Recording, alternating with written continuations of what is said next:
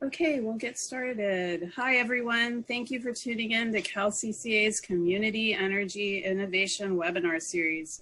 We are back after a brief hiatus with the 8th webinar in the series. Happy New Year, everyone. Today, we focus again on power procurement.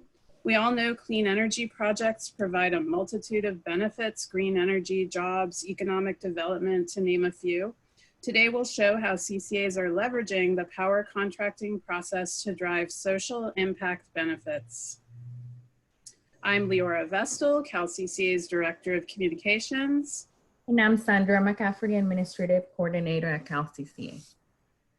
Thank you to our webinar series sponsors. Calpine is one of the largest generators of electricity in the US and the nation's largest operator of geothermal power plants, including the 725 megawatt Geysers facility in Sonoma and Lake counties.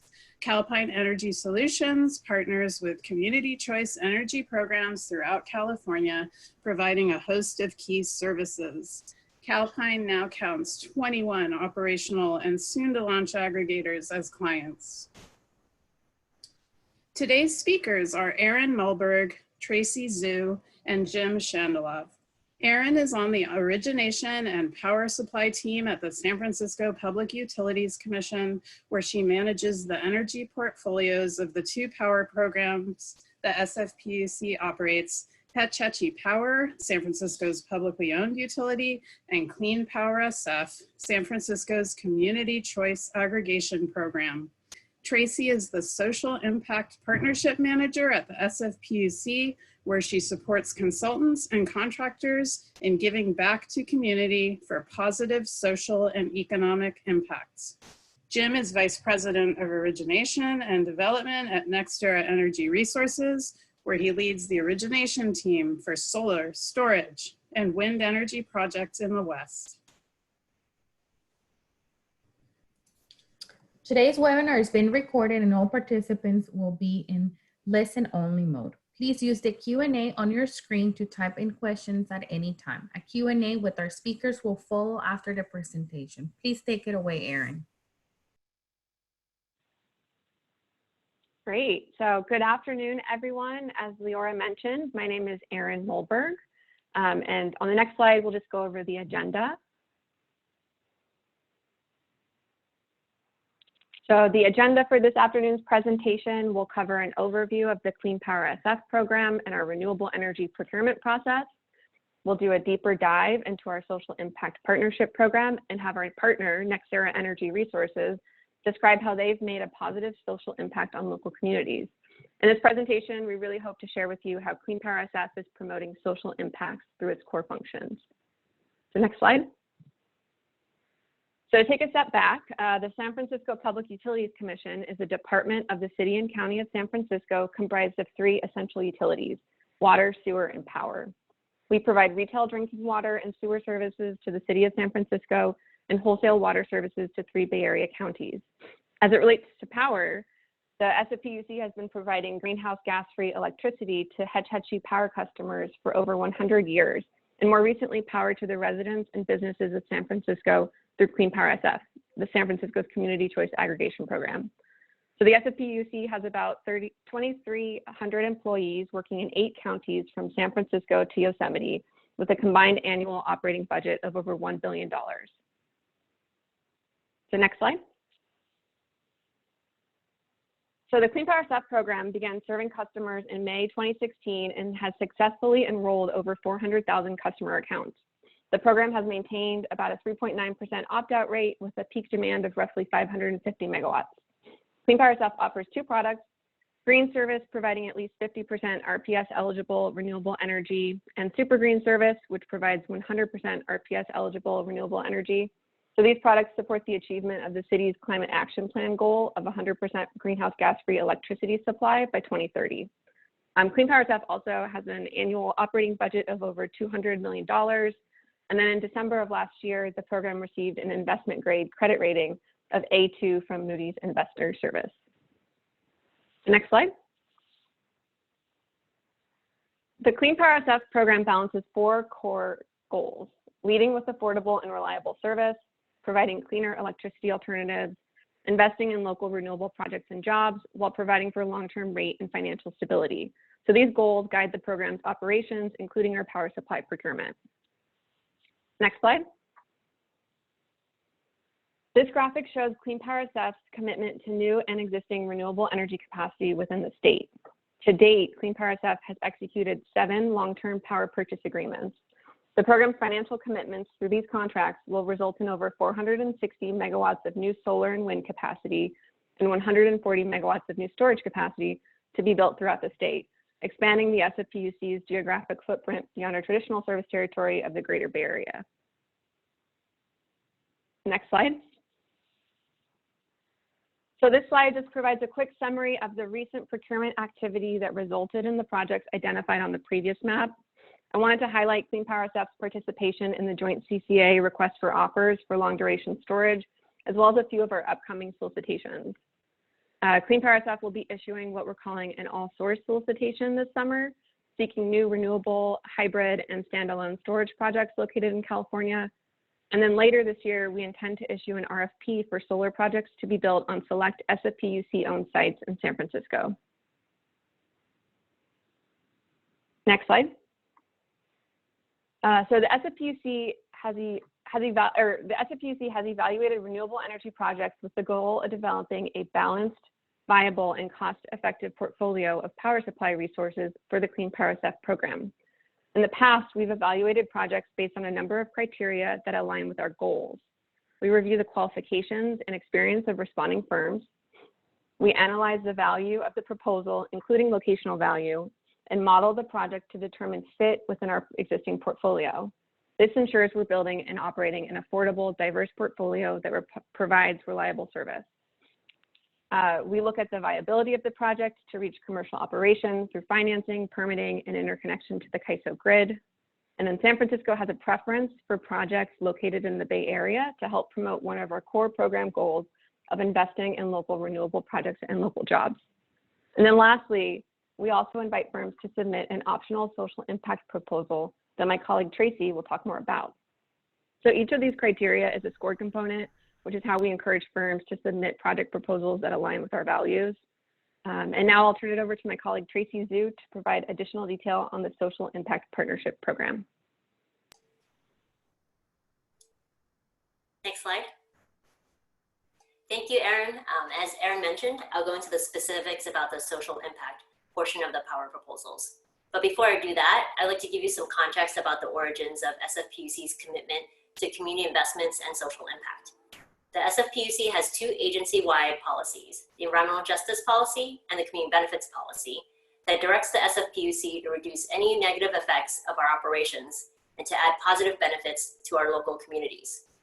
The Social Impact Partnership Program expands the SFPUC's ability to do that by inviting our contractors to give back to communities in which they perform work on behalf of the SFPUC.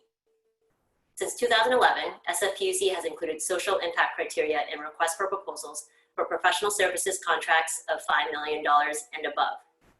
Starting in 2016, when CleanPowerSF was launched, social impact criteria was included in requests for offers for power procurement. As Erin mentioned, social impact proposals is an optional component that proposers submit with their power proposals.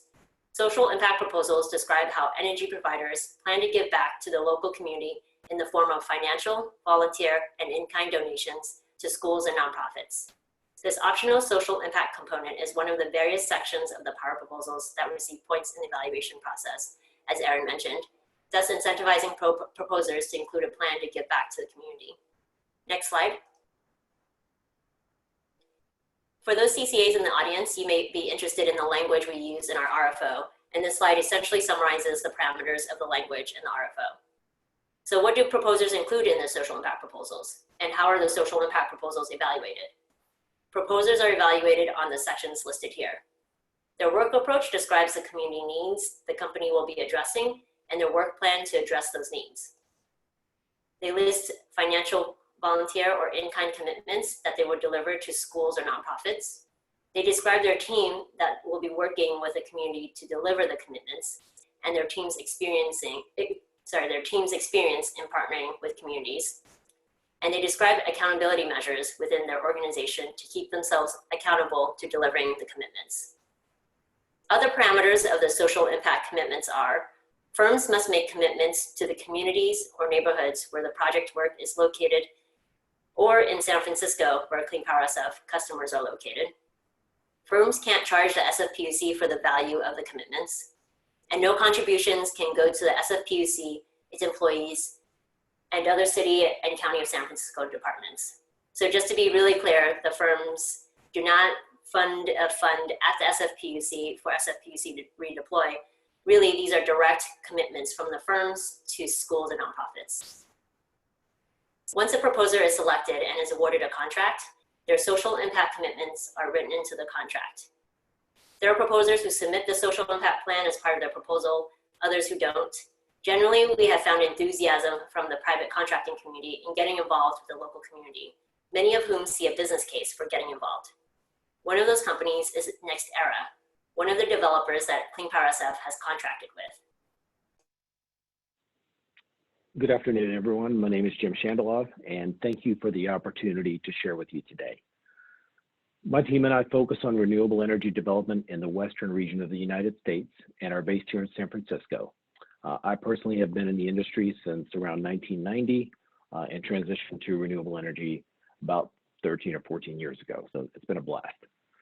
On the whole, Nextera Energy Resources has been generating clean energy for more than 35 years. So we were doing ESG before ESG was cool. So as shown in green on the map here, these are the states where we have operating assets, which is over 36 states. And then Florida is home to our sister company, Florida Power and Light, which serves about 5 million customers. Our parent company, Nextera Energy, is the world's largest generator of renewable energy from the wind and sun, and we are a leader in energy storage. We're a proud partner of Cal CCA and several individual community choice aggregators.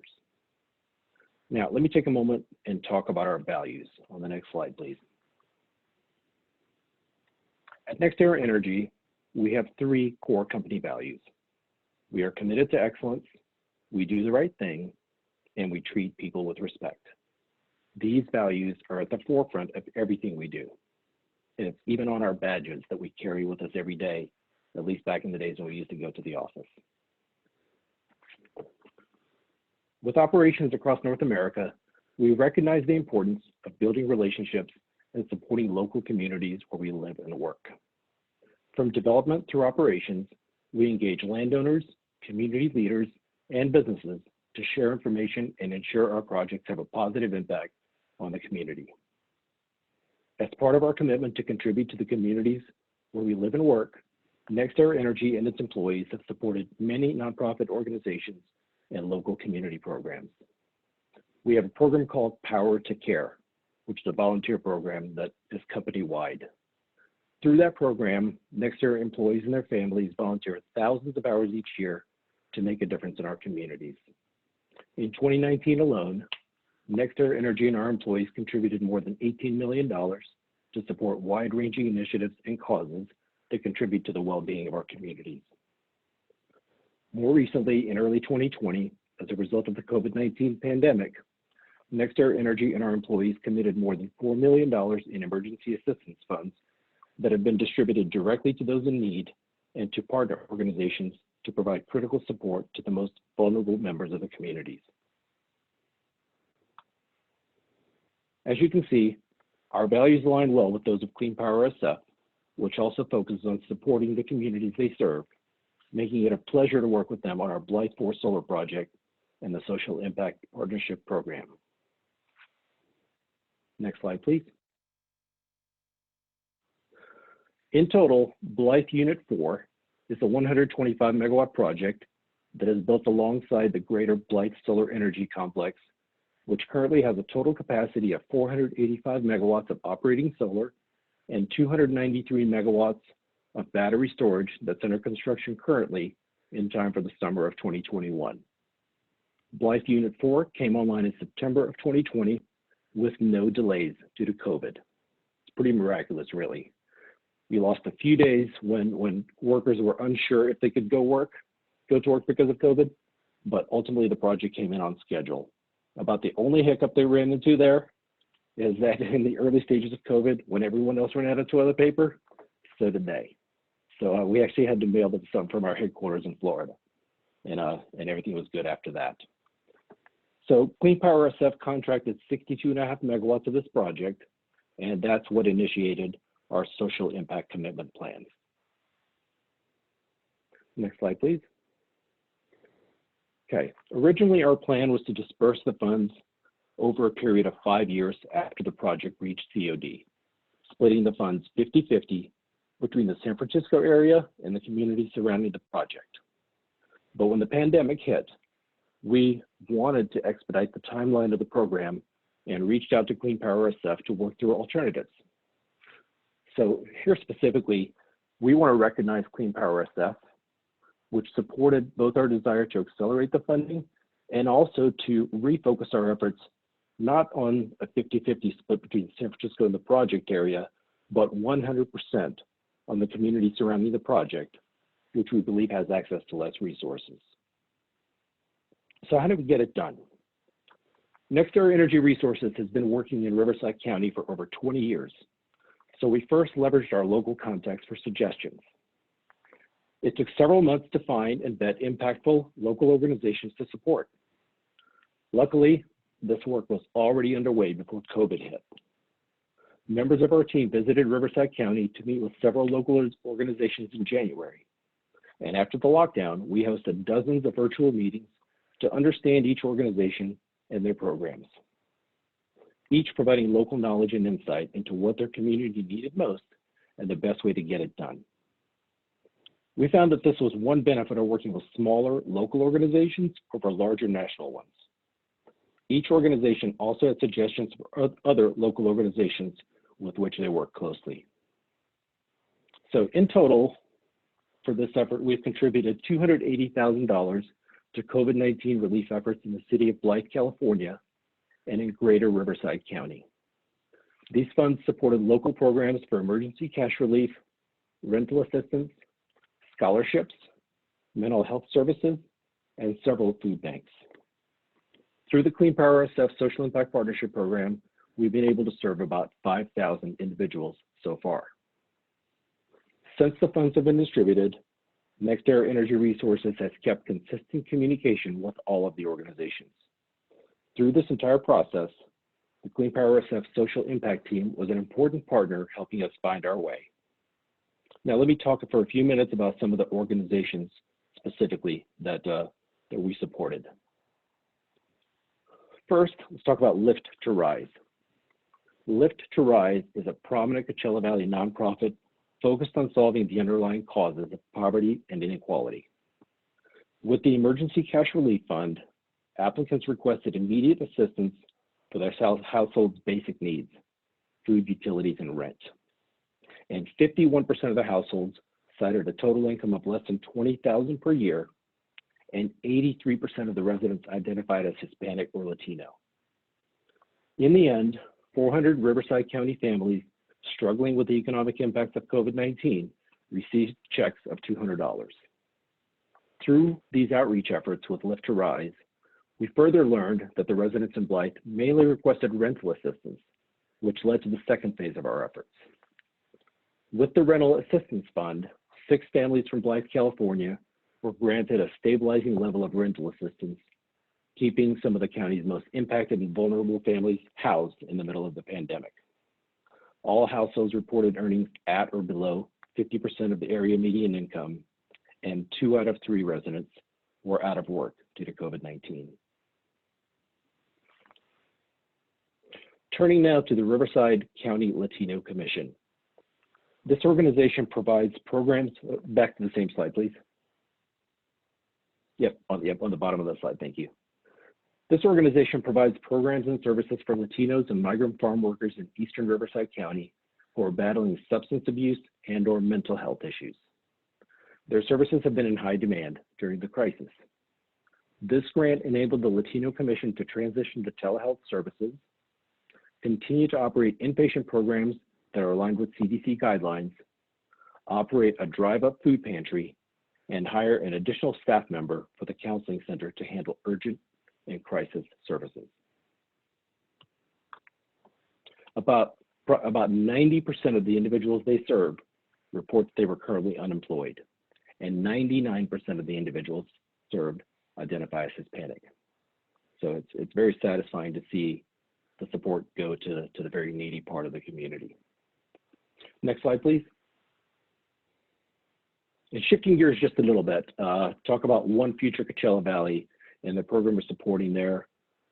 Besides helping the needy, I personally also take a lot of pride in the ability for education. So One Future Coachella Valley is a nonprofit that unifies regional efforts to increase educational attainment and career preparedness for low-income students.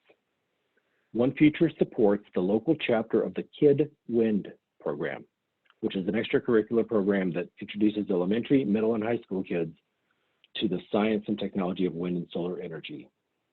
In normal times, students would regularly meet with the teammates to design, construct, and test handmade small-scale wind turbines, which would later compete in Kid Wind's annual challenge events.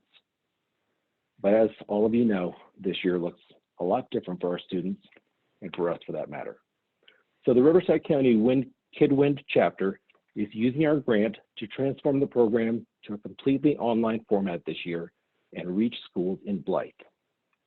Now students will be using advanced online software to design their wind turbines just like professional engineers. This realistic wind turbine development process is capped by a siting challenge and simulation. Then students can construct their wind turbine blades or output files to print their wind turbine blades on a 3D printer and then assemble their wind turbines. Nextera Energy Resources was able to assist One Future with the added cost of the software and the courses needed to train teachers to use it. So in closing, I'd like to say the CleanPowerSF Social Impact Partnership Program is a unique program that yields meaningful benefits for our communities. Nextera commends CleanPowerSF for its role in helping to create the benefits. Nextera Energy Resources is excited to continue working with CCAs and other customers on similar initiatives and really thinks things like this should be a part of every project. So thank you.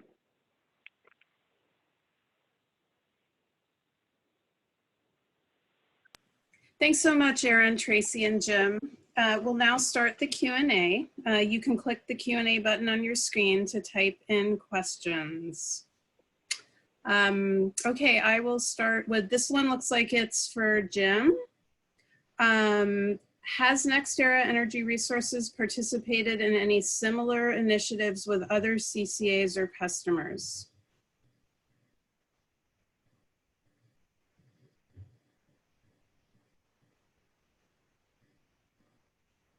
Jim? Did I lose you?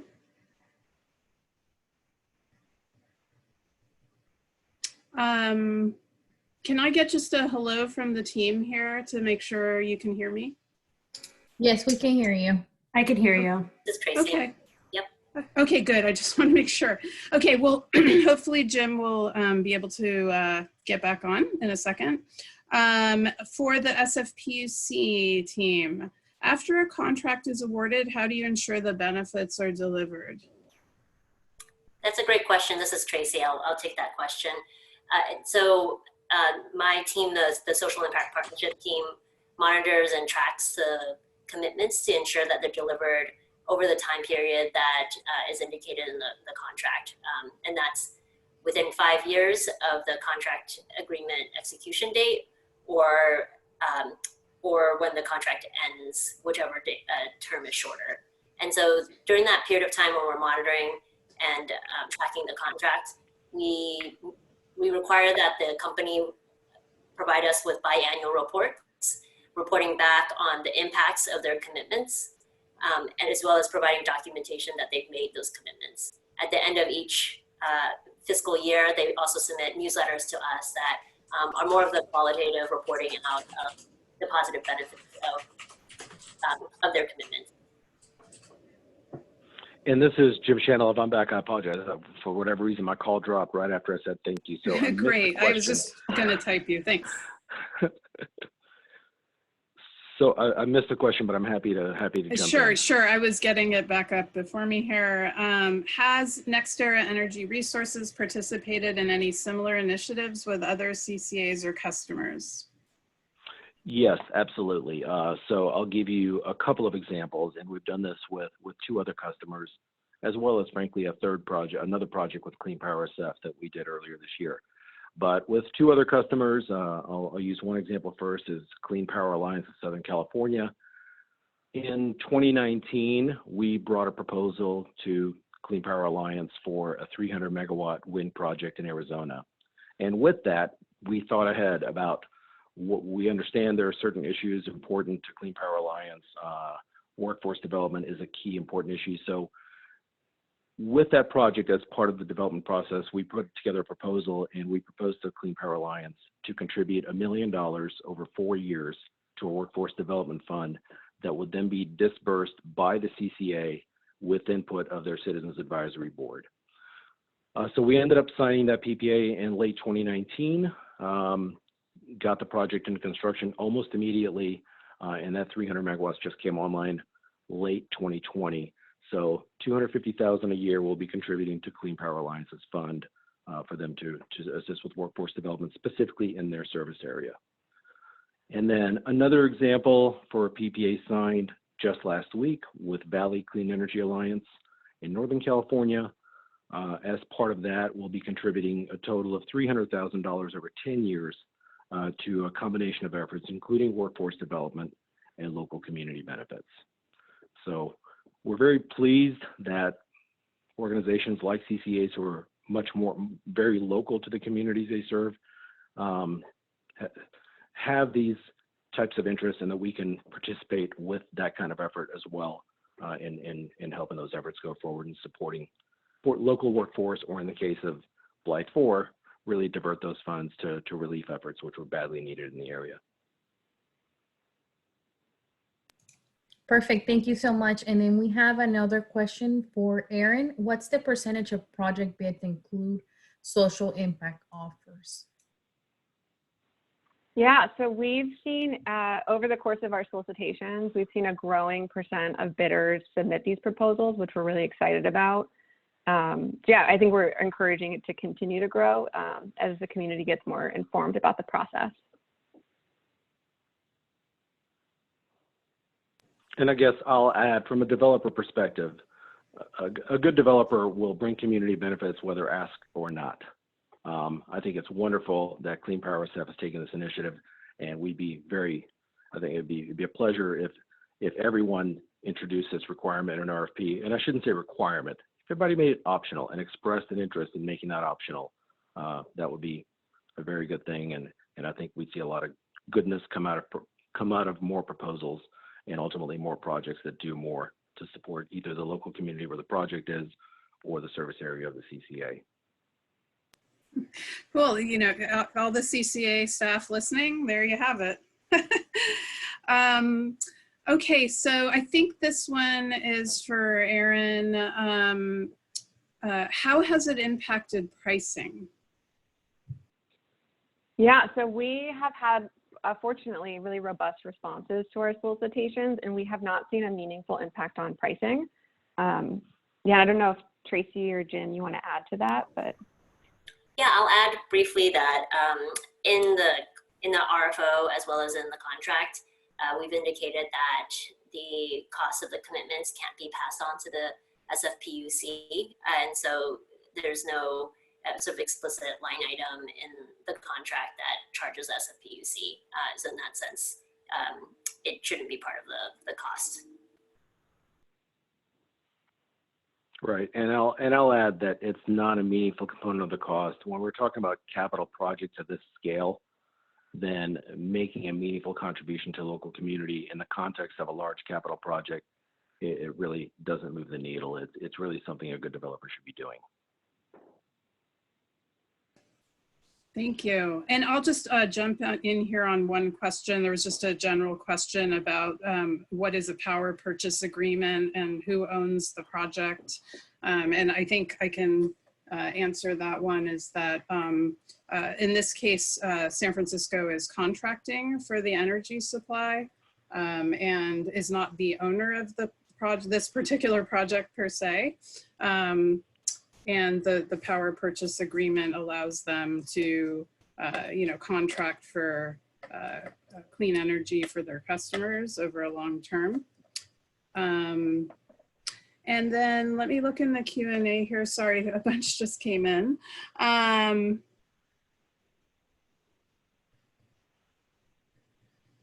I'll just read this one. It's a little bit detailed here. I wonder if SFPUC works with or knows of any developers that are structured more from the ground up to provide those community benefits, such as a cooperatively owned developer owned by members of the community where the project is, or nonprofit developers with providing these types of community benefits written right into their bylaws, charters, or whatnot.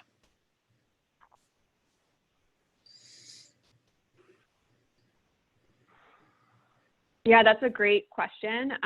So we do encourage all organizations to participate in our solicitations, and would be happy to contract with those kinds of firms. And we'll definitely be doing outreach to those firms in future procurements. So yeah. Sandra, do you want to take George's question? Yes. In the RFO, our specific point award for commitments to contribute to these programs? Yeah, I'll take that question. This is Tracy. As we mentioned earlier, there are criteria that are scored as part of the evaluation process for the power proposals. And so one of the scored components is a social impact proposal. So for example, the social impact proposals were 5% of the overall points in previous RFOs. And so if a proposer decides to submit a social impact proposal, they can get up to 5% for their proposals if they score the highest, or up to 5% of the points. And that's one way we incentivize firms to want to submit a proposal and include that as part of their power proposal.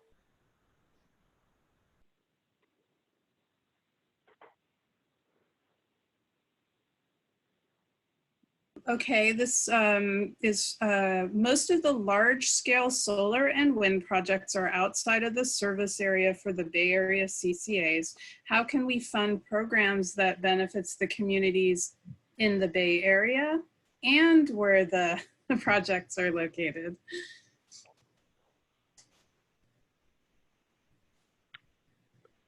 I'll be happy to take that one first. It was definitely our intent to split the benefit between the San Francisco area where CleanPowerSF serves customers. It was our intent to split funds between that area and the local project area. It was really COVID that drove the change of direction there. And that's where, we suggested, first of all, we wanted to accelerate the funding. And I think there's no question that the Blythe area and that part of Riverside County is certainly not as affluent as the San Francisco area. So I guess specifically as it relates to this example, it just simply made a lot of sense to divert those funds all to the project area. And again, I commend CleanPowerSF for supporting us and doing that and allowing that to happen. But as a general matter, these types of benefits can go to the area of the CCA, the service territory. Thank you, Jim. And we have another question. Is this social impact model commonly used in other places, or is this like unique to this program? That's a great question. This is Tracy again. In terms of integrating social impacts as part of a scored component of the contracting process, as I mentioned, SFPUC has been doing this since 2011, primarily in our professional services contracts. So that's engineering and design contracts, for example. There have been other utilities across the country who have been really interested and excited about this model and have integrated it into their own contracting. So for example, Louisville Municipal Sewer District in Kentucky has integrated this into their contracting, and there's a couple of other utilities as well who has integrated this scoring component, and we just continue to see more interest across the country from utilities who are really trying to push the envelope on ensuring that that their own utility as well as their private contracting community can work together to really invest in the local community. Yep, and I really haven't seen it so much in the other Western states that that my team covers. Basically, everybody in WEC. So really haven't seen that. But as I mentioned before, as part of the general development cycle, at every site we develop, we get involved in the local communities. We make contributions to, you think of baseball teams and uniforms and local events we'll sponsor, things like that. So we try to be a citizen wherever we serve. Great. One more question. Is there anything in the contract itself? This is a question, that I know you talked about the, what SFPUC can do to ensure the promises are kept, but is there anything in the contract in itself, language, to ensure that? That's a great question. Again, this is Tracy. I mentioned sort of the reporting expectations and the annual meetings at the minimum between SFPUC and the firms to ensure that they're on track. For the most part, because we've set really clear expectations of how to meet those commitments, for the most part, firms are interested and looking to be compliant. So, technically, if a firm doesn't meet their commitments, they're they're at risk of breaching their contract. And so there are a number of steps that you can escalate when there's a breach of contract. But for the most part, when we lay out clear expectations for the firms on how they can meet their commitments and that there is that open line of communication, there are many ways to ensure contract compliance, essentially. And so in many situations, we found different ways to ensure that firms meet their commitments.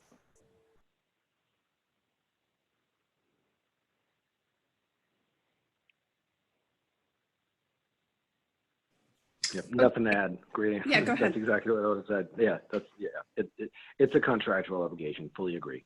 So if you don't do it, you breach. So it's good. It needs to be a hard commitment, just like any other obligation in a power purchase agreement. Great. I just see one more question, and this seems to relate to, one that was asked earlier, but is there anything in the CCA contracts regarding EJ opportunities to give back to the most disenfranchised local communities? If not, what is the strategy to incorporate this in the future? This is Tracy again. I'll take this one.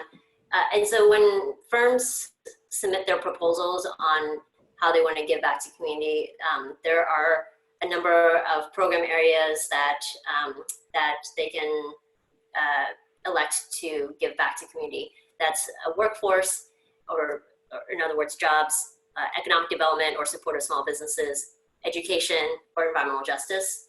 And so really it's up to the private firms to respond to the proposals, to lay out the types of activities that are within their interest as well as within their expertise to be able to deliver.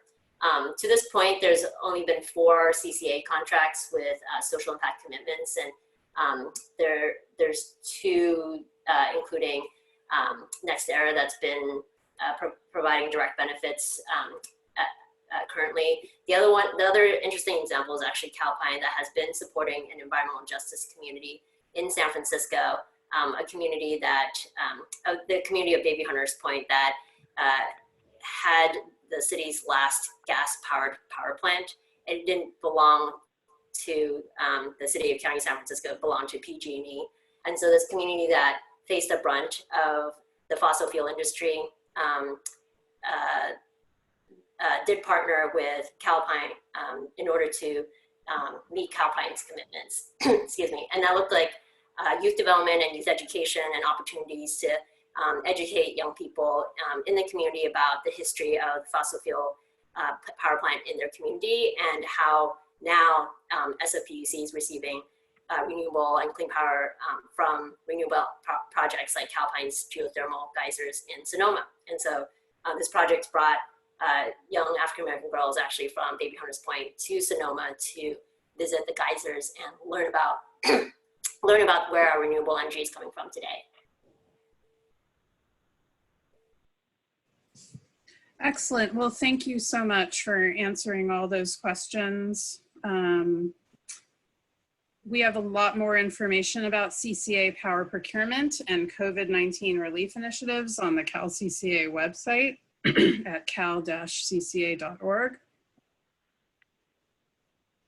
as well as a variety of information resources on CCA in California, including our quarterly report, California Aggregator, and the latest on CCA programs and initiatives. A recording of this webinar will be posted on the Cal CCA website at cal-cca.org on the webinars page, where you can also find information about upcoming webinars which take place on the last Friday of the month. Next month, we'll focus on offshore wind energy development in California with speakers from Redwood Coast Energy Authority, the National Renewable Energy Laboratory, and Ocean Winds. We appreciate you spending your time with us today. If you would like additional information or have follow-up questions, you can reach me at leora@cal-cca.org. Stay well, everyone.